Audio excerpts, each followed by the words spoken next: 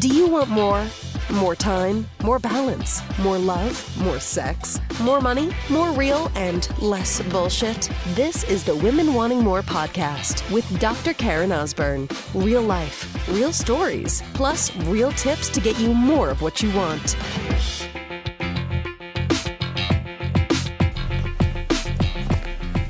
Sister. So I just finished stand-up paddleboarding for the first time since I live here on an island, Victoria Island. We live across the street from the beach, and I've been wanting to do this for a while, and I have not until today for the first time. I actually took a lesson. I know everyone else is just like, oh, you just get in the board and just paddle, like you can just, whatever. Like, it's good to just get a lot of the basics. I didn't know, for example, that it is the law to wear a life jacket. You need to have certain things, it was good. It was amazing. I think it's a lot easier than I thought.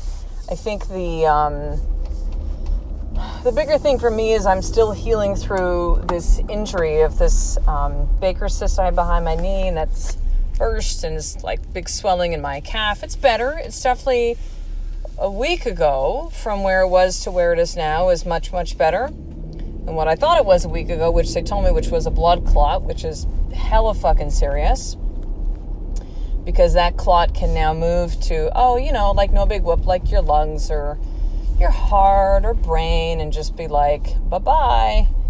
So, so it is healing since then, but I think if anything, it was a little, I'm guarded. I'm still guarded. There's still some discomfort in that calf. Again, it's much, much better, but I don't have that full range, and I have to be careful. It might still be like a sharp, like, pain at times. And so, but the freakiest thing was just like being out on the board in the middle of the ocean. It doesn't even feel like I'm on the ocean. Like, so where we are in Victoria, this part of Vancouver Island, at least in Victoria, is really like just the ocean is usually quite chill, right? Like, it's really just kind of like glass. And so it's a really like beautiful Zen kind of feeling to be in the ocean, just be like paddling on top of the water, and it's just like really calm. There might be occasionally a boat in the distance, and there's a bit of a wake that's coming off the boat, but other than that, it's just like chill, and looking down, it's like, oh, cool, there's like plants and stuff down there, and like, it's amazing. But here's the thing, and I have a board that my husband got for my birthday last week, and we did not use my board because I met the guy at the beach. I don't have a rack for my car yet, and I don't really plan on getting a rack anytime in the near future, because I'm just gonna walk across fucking the road with my board over my head, and then walk down to the ocean. There's my rack, me carrying my board. But the interesting thing about it, I'm going to give this as an example, and something else that I saw recently is like, I never, like, for me, I was kind of like, I'm not really like, like surfer girl, like I'm like lift weights girl and boxing and like get in, get out, kind of do a workout, right? And I know the guy who was teaching me the lesson, his name is Brian, was kind of like, if you want to go for a couple hours, like you should get one of these like dry sacks. You'll put in like a dry bag. You put in like, food or water, or, you can sit down on the board if you want to like stop, have a snack. And I'm like, snack? No, dude. I'm not like a 2 hour, 3 hour, 4 hour, like go out and paddle. I'm like, I got kids, I got this, I'm just interested. But, as I reflect on it later, it's like, how do I know I'm not that girl if I never fucking try it? If I was to never try that on. Now, at this point, I literally don't have any interest. Like, to be out for that long, like today, I don't know, tomorrow I could feel differently. But right now, it's like, it's just not something that I want. I'm just really not interested. If I wanted to be, then I would have to try it on, right? So let me give you another example. This isn't the best example, but let me give you this one. I saw a post, and I remember feeling this way too, of kind of like, someone did a photo shoot and kind of said, well, it's not really like me to have like this kind of makeup, and so this is more me, right? And like, hey, mad respect for knowing who you are, like 1,000%. I remember the first boudoir shoot I ever had done. I was just before I turned 40. It was 9 years ago. And I was like, well, I'm not this girl. I'm not sexy girl. I'm not voluptuous girl. I'm not like, I'm not sex kitten girl. Like, I'm none of these things. I'm just like the girl next door. I'm like the guy, and it was like, now when I've done shoots, it's like, yeah, I'm fucking sex kitten. Yeah, let's do some like really, really sexy shots and like, no, girl next door, not me. But the thing is I never would have known that if I didn't so narrowly define who I was. In other words, to say, well, this is who I am and it will never change. Like, I will be who I am. And as far as me, transforming, becoming someone different, like, that's just not going to happen because this is who I am.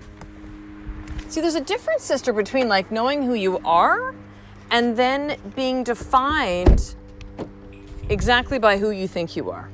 Sounds completely like you can't possibly be any different, right? So let me give this example again, kind of like with the boudoir shoot, right? I've often said, like, I'm not the girly girl. I'm not interested in these things. I don't want this. I don't care about these things. And you know what?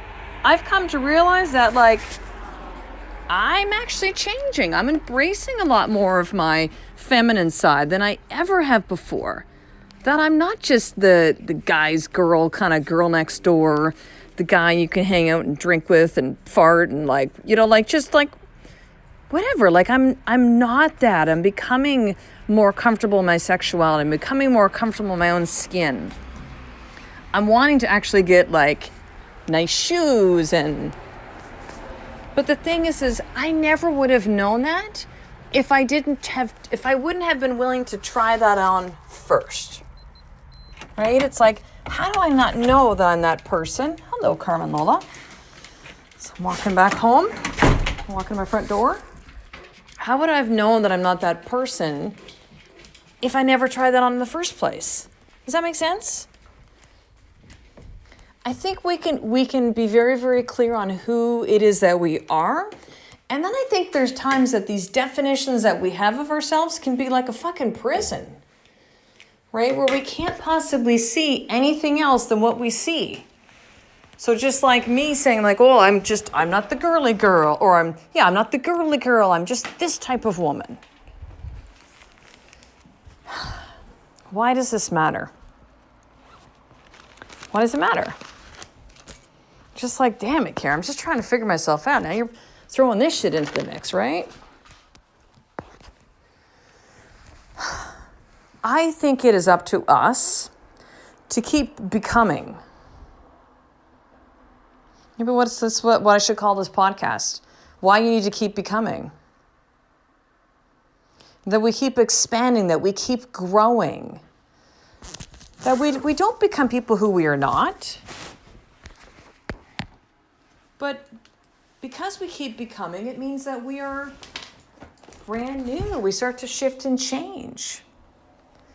So to me, one of the biggest insults someone could say to me is that, oh, you're exactly like I remember you to be.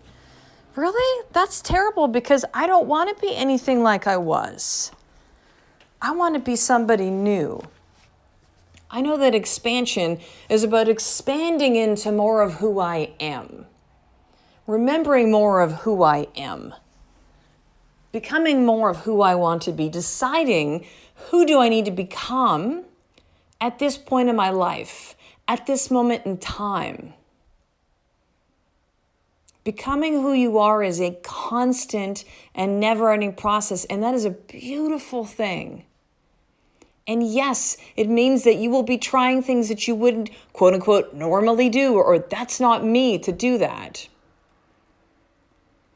Me being open to becoming a woman who feels sexy and beautiful and gorgeous and comfortable in her own skin. I didn't feel this way 5 years ago, 3 years ago. I would never have known these things if I hadn't opened myself up to new experiences and the willingness to be able to see myself differently. You know, it's funny. I look back at pictures of myself from when I was like really, really, really into CrossFit before we had children, and lots of time to work out. And I would go to CrossFit probably 4 or 5 times a week. I was doing hot yoga about that same amount of time. Like my body's fit now. My body was like really fit back then. And when I look back at pictures of myself from back then, and I'm like, damn, I was like fucking jacked then. Like I have this picture of me in a bikini from, let me think, so Tyson's age. You're probably 8 years ago, and like, I'm like jacked in it. And I remember not feeling comfortable in that. I remember seeing a picture later that Ed took of me coming up like out of the ocean. And it's like, I feel and I look like I'm like this like really strong, like a Bond girl or something. You know what I mean? Some James Bond movie, like coming out, the water's like dripping off of me. Like I'm like hot, I look awesome. But yet I can remember not feeling that. I remember seeing that picture later and going like, that's me? Because I didn't see myself as that. So although there might have been people on the outside that were saying these things, I didn't feel like that was me. I didn't give myself the permission to become that woman who I actually already was. I just couldn't see it at the time. So what a conversation today, hey sister? But listen, here is your more tip for today. I want you to open up your journal, big surprise, and right up at the top, who do I need to become now? Who do I need to become now? I'm just going to leave it at that. I'm not going to add anything else. And I'm just going to have you write and see what insights, revelations come to you from this experience, sister. So finishing up, 3 things. Number 1, if you do not subscribe to the podcast, do that right now on iTunes or Stitcher. And also make sure to leave a 5-star review on iTunes. Yes, your willingness to leave a review could affect another woman who is checking out this podcast. And you could help to transform her life, sister. And so I would greatly appreciate you taking 2 minutes out of your life and leaving a 5-star review to help other women find this podcast. So it's number 1. Number 2, subscribe to the newsletter. I'm going to send you some amazing stuff when you do subscribe. The more for which is how to start your day in power, and 2 very intense trainings on how to drop your stories and create new ones. So really remember who you are. This whole conversation of who you're becoming. And so that's over at drkarenosborn.com/action guide. And number 3 is I want you to join the sisterhood. You need to be around the women who are like you. Do you know how many of you contact me every single day? Like I have at least one woman every single day that contacts me, and sometimes several, of like, wow, I just found your podcast. This is so great. I don't know the women who are like me. I'm going to keep following. Like, this is why I created this sisterhood. So you could be around women who are like you, that want similar things in your marriage and with your business and with your kids and with your bodies. And to know that you don't have to do this work alone, that there is power in the community of women that are wanting some of the same things. So with that, I do a weekly live training for all the women inside the sisterhood. Currently, there are 90 within the group. And there's a weekly sisterhood tip that you get as being part of the sisterhood. And this is a minimal investment every single month. And even better, you get to try out the first 7 days for just $1. Okay, so head over to drkarenosborn.com/sisterhood, and you can sign up for those first 7 days for just $1. So I will talk to the next episode, sister. A life of more is just one step away from you doing the fucking work every single day. I love and appreciate you. To get the show notes of each Women Wanting More episode, including the How to Get More tip, subscribe to the newsletter at drkarenosborn.com/newsletter.